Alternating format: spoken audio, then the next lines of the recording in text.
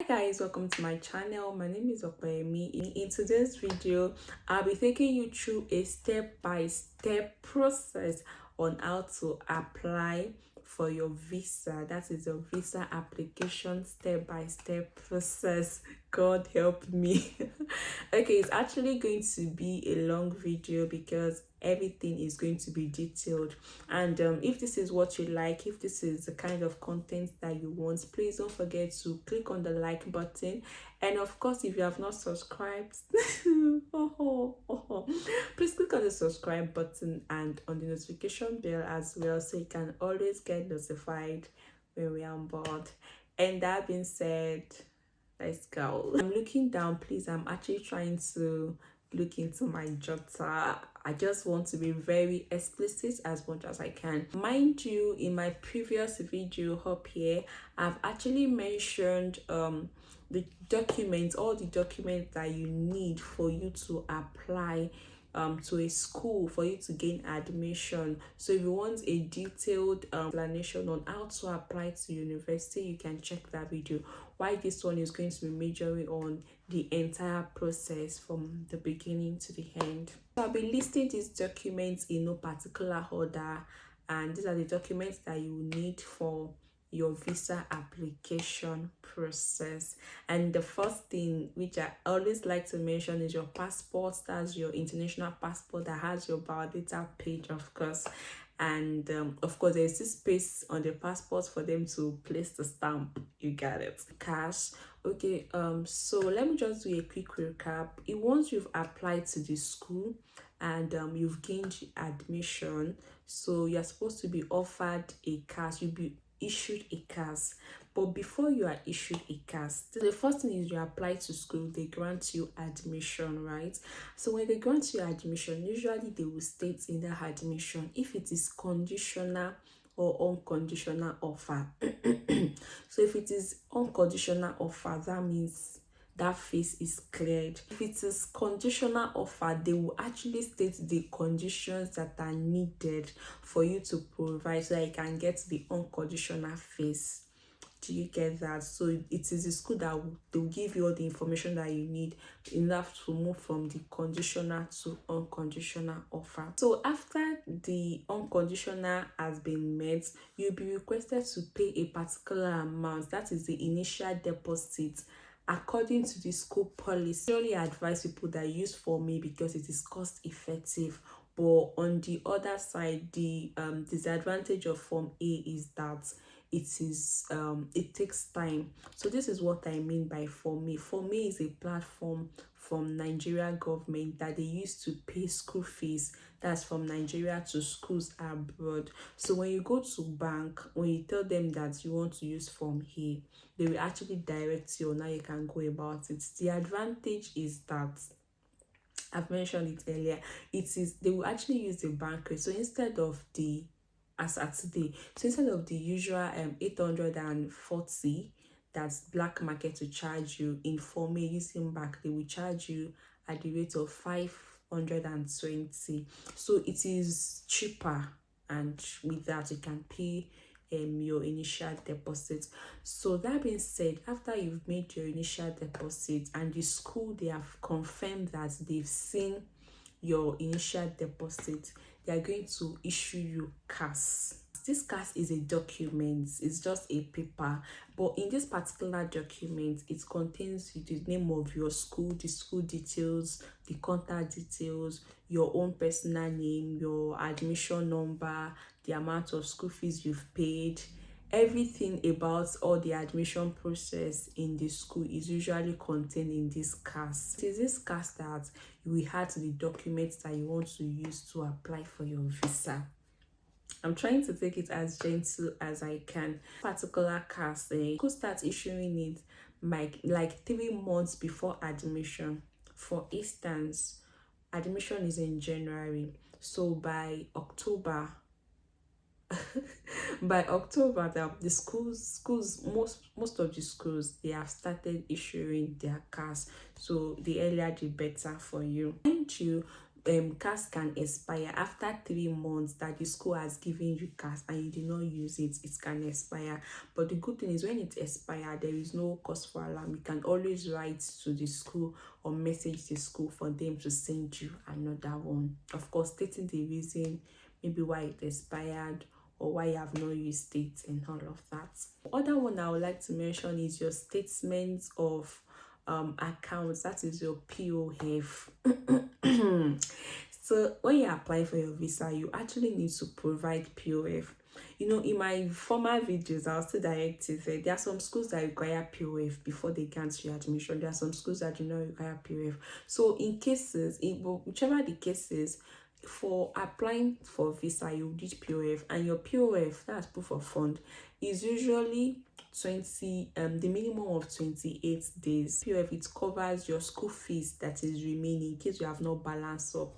It also covers your living expenses, £1,344 in a month. That's your living expenses if you are going to be staying in London. And in this your POF, you're expected to have it like up to 9 months. So usually it's £1,344 times 9 months, and that gives you £12,006 at the end of 9 months. So that means in your statement of account, you're expected to have £12,000 plus your remaining school fees balance for a minimum of 28 days.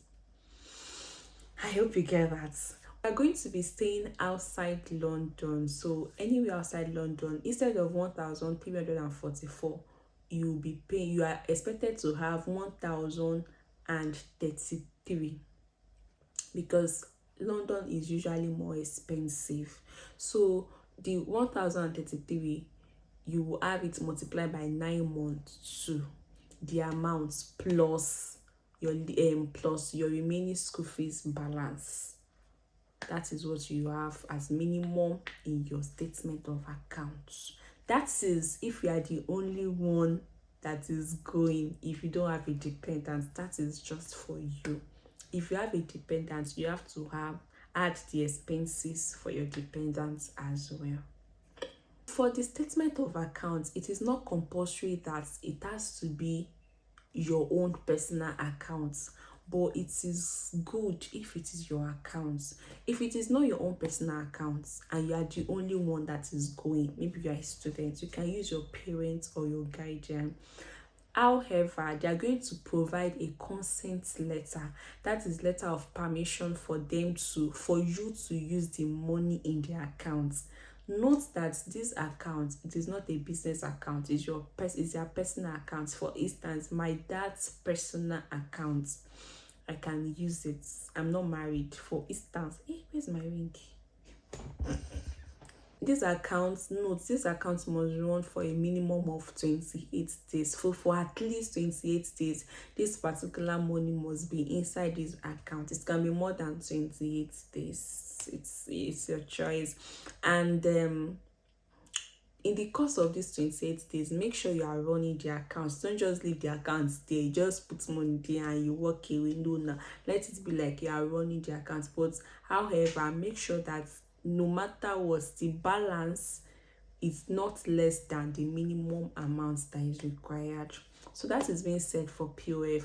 Mind you, your POF, when you print it, after printing the statement out in bank, try and make sure that the bank stamp it. And if like there is the bank stamp on the POF, it is very important, because they usually like just to be on a positive edge. Actually, that's what I'll say about that. And once you've printed the statement, you must use it within 31 days. So you can't print a statement in February and in April you want to use it. No, you have to print it towards that time. Within 31 days you have to use the statements that you have printed. Now let's go to the next point. Coming as a family person, you can use your spouse own, like your husband, you can use your wife. It doesn't matter. The only thing that matters is you have to attach a consent letter that this amount that is inside this particular account is for myself, is for my wife, is for the children, and all of that. Make sure there is always a consent letter backing it up. Another thing that you will need is your CV. Your CV is usually requested, and this is to show them that what they just want to see your work experience. Basically, that's why they need to see your CV. Meanwhile, attached to your CV, they usually request for references. So these references they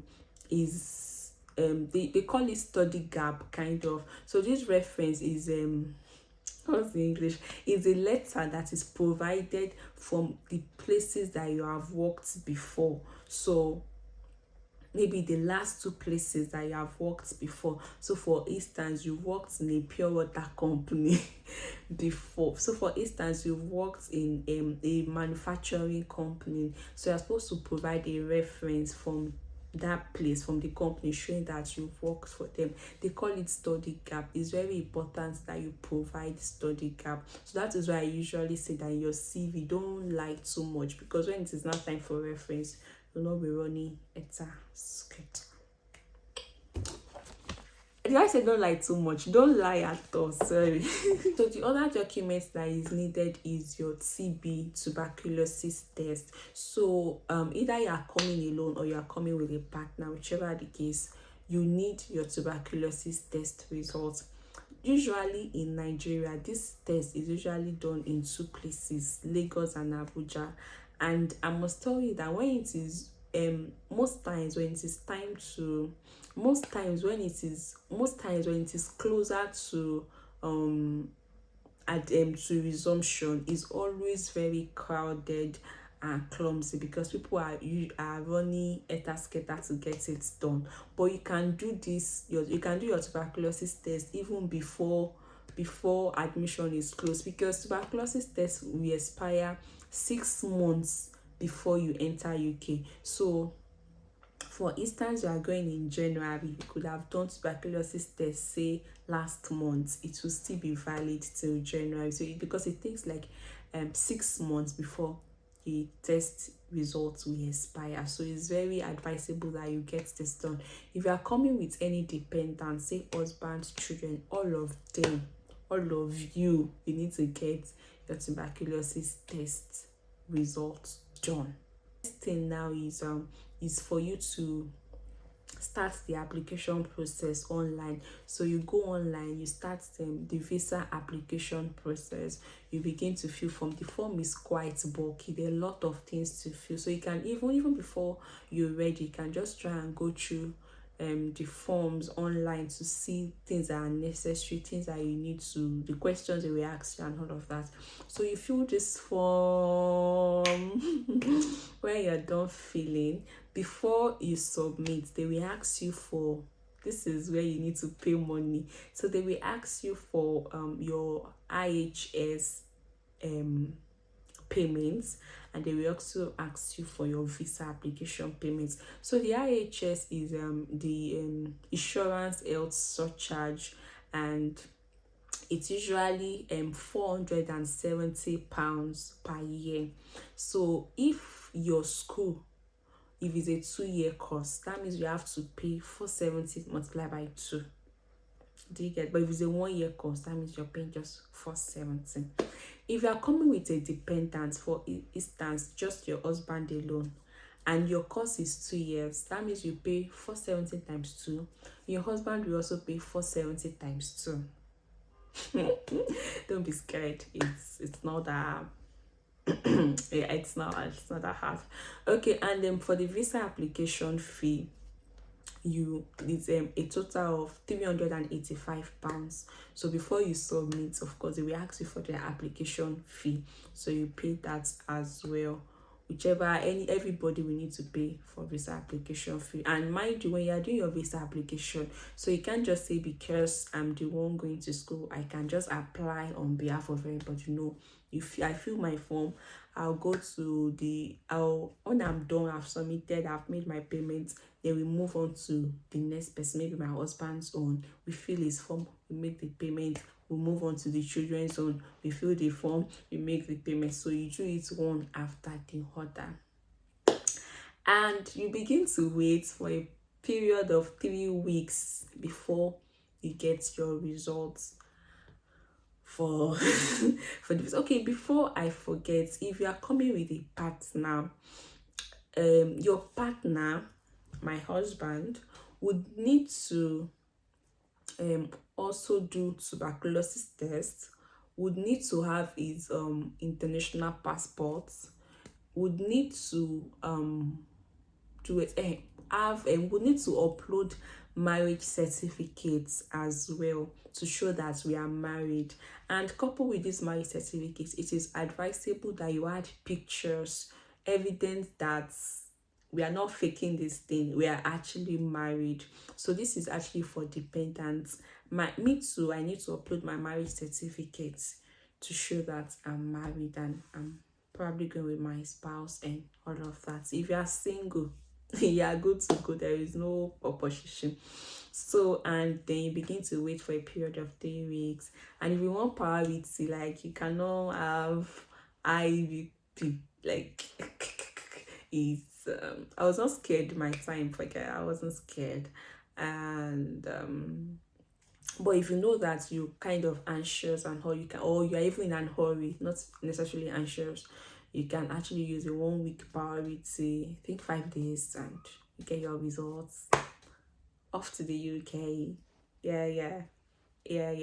Okay, so basically those are the major that's a step-by-step application process to apply to UK as a student, tier 4 visa application.